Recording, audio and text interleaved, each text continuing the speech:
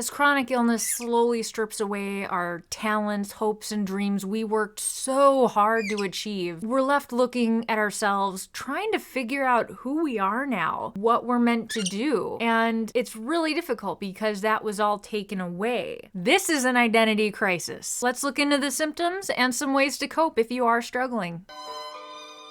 So the first symptom of identity crisis is the fact that a big change in your life has affected your identity of yourself. Now, what does that mean exactly? Okay, loss of a job, loss of a marriage, kids growing up and leaving the house, chronic illness that's changed your physical abilities. Without the news, I don't know who I am. This can leave people with identity crisis situations because everything you associated your identity with has been taken away now, and you have to relearn who you are. Another symptom to look out for is basically just you questioning who you are now. I mean, when you start questioning your career, your values, your beliefs, because you're not sure who you are, that's a big sign you're having an identity crisis. I've had chronic illness for over 10 years, and as it slowly stripped away little by little everything I had worked so hard to achieve, I was left looking in the mirror just confused. Who am I? Who am I?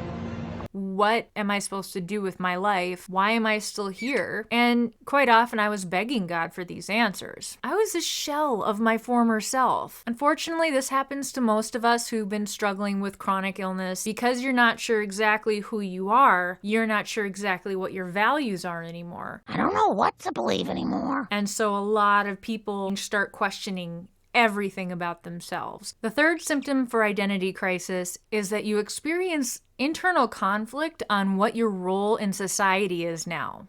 Mwah. This is especially for those of us with the disability, chronic illness, however you call it, because we're literally not able sometimes to function in society like we should. What is man's role in the universe? I mean, there's some roles as far as just socially functioning society. Physically, we're not able to go do things. We're not able to go work. We're not able to go to parties and see friends and just function normally as a normal human being. I want to be normal. Normal. This was my big identity crisis because a lot of my identity was going out, traveling, volunteering, doing things, helping people. It took me years to figure out my values were still good. They just needed to be tweaked in how I did them because while I could no longer physically go pack food for people, I can do this. One day every 3 months, I have a good day. I have all these pre-made scripts I've made over the last 3 years, hoping to help people not have to go through what I went through, put it into these videos, which I then schedule to upload until I can do my next batch while I'm bedridden the whole time in between. I found a way to keep my values. But until then, until I found a way, I had a complete meltdown and a complete identity crisis of like, what are my values now? Wait, what are my values? Did I ever really enjoy those things, or was it just the activity of it? Who am I if I don't do that? She's having an identity crisis. And this leads into the fourth symptom of identity crisis, which is depression caused by a loss of self. Strike that, a loss of previous self. Obviously, you're still there. Obviously, you're still the same person inside that you always were. Yes, you are. Doesn't seem like it because you're tired, but you are. Yep.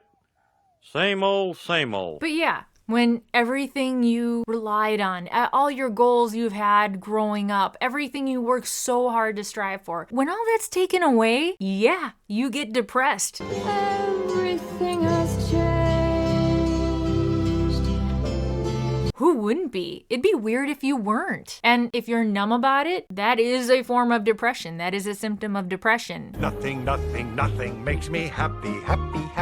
But again, these symptoms are all completely normal parts of having an identity crisis. Which now leads me into something actually helpful now that you have distinguished yourself as someone struggling with identity crisis. So the big question, I'm struggling. What are some ways I can cope with this identity crisis? Now, I dealt with this for a few years. It took me getting help and putting a lot of work into it to kind of figure out my role and who I am now and kind of burying who I was before, to be honest. Ooh, cushiony.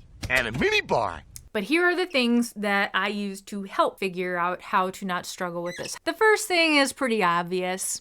Don't listen to toxic people. Now, I have a previous video I did about knowing the difference between people who are toxic and the people who are good for your mental health. I will put that link up here. Stay away from toxic people. Stay away from people saying you need to be this person you were when you physically can't without it harming you. Or in other cases, it's just not possible anymore. They're toxic creatures from another time. It will only bring you down. It won't help you in any way. And what's the point if that's the case? Like, seriously, what's the point in listening to them at all if it's not helpful? Some people sound toxic and there's an underlying helpful message. Just because you don't want to hear the message doesn't mean it's toxic. But if they're giving you a message that literally is impossible for you to do and is mean or depressing or whatever, that is toxic. They're toxic. Don't put up with it. Just don't.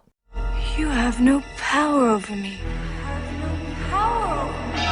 My second tip is to focus on things that bring you joy. Now, these are things that you can currently do, not the old things. I have my little baby parrots bring me much joy and calming. He's my therapy bird. Some people draw. Focus on things that bring you joy and figure out who you are by refinding those things that spark your soul. They say that a hobby sometimes helps. Now, maybe you can't draw all day long, but can you draw for 10 minutes and are you happy when you're drawing? Well, great. That's one thing that brings you joy. Find a couple more. And another thing that can bring you joy and happiness, actually, is going into my third tip, which is join a support group for whatever you're going through. You have a chronic illness, find a chronic illness support group. They're not that hard to find on Facebook. Just put in a keyword and under groups, search for it. There are tons of them. I'm a part of maybe 10 for chronic illness, chronic fatigue, fibromyalgia, some of the worst of the chronic fatigue people. Oh God, this is a support group. They have support groups for people who are divorced, for gamers. I mean, there are groups kind of for everyone. Find a support group for what you're going through and vent to other people. Find other people that have had the same life as you pretty much, because that's what I found. My story was told by hundreds, if not thousands of other people. We're twinsies! I wasn't alone in the world, and neither are you. Which also brings me to my fourth tip, which is talk to a trusted friend, family member, therapist. So again, this goes back to that video I did for finding mentally healthy people in your life. And if you don't have that, you can go to a therapist. I need therapy. And if you're having an identity crisis, someone that cares about you, a person that you can talk to and not be afraid of judgment, of having to walk on eggshells, that is so helpful and so healthy. They're willing to listen and to give their perspective on what they see in you. That can be extremely helpful in re-navigating finding who you are in life now. And there are therapists specially trained in this. It's not a bad thing to go to a therapist. I love therapy. And if you can't physically go to a therapist, they almost all, ever since the pandemic, actually do video sessions. You never actually have to go in. So try that. That's what I do. Me mirror. Now my last tip is probably the most important. Real quick, please like, subscribe, and share this video with someone you think it might help. For all of you in my Survivor community that are already subscribed, thank you. You're awesome. I am so amazed we already have 165 subscribers. My goal in this is to have a community. You guys are awesome. I can't wait to start getting lots of comments and chats going on. Thank you. Last tip, and then we're going into the conclusion. So in the middle of having an identity crisis, the last tip is you need to focus on your good qualities. But, big but, you cannot use your old self as a standard at all. Look, that comparison just isn't fair to you. I mean, that person is not you anymore. That person doesn't exist. Think of them as a separate entity, a past life. No way. I'm never going back to my old self. I rock like this. You need to focus on who you are now and what your good qualities are that you like now, what you can do now, because that'll lead you into finding a real identity that's positive. What makes me happy? Now, there are a lot of people that do the opposite, where their entire identity becomes the negative part. Don't do that. Your chronic illness is not your identity. Who you're dating is not your identity. Wow.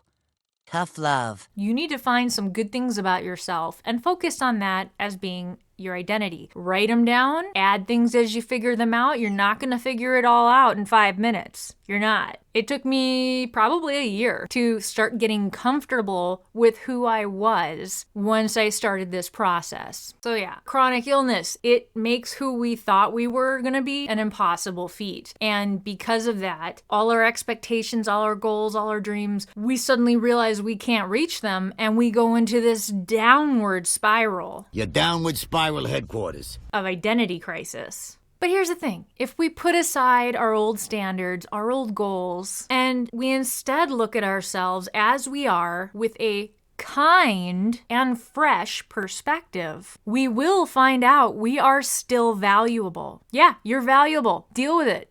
Woo! I'm the greatest! And the interesting thing is, you might be like me, where you actually find out you like this version of yourself better because it's more real and there's less fake things in there that society pushed on you that you didn't even realize you had been trained to believe. You get rid of all that junk and you're left with just yourself, you're gonna like yourself a lot better. I'm the greatest!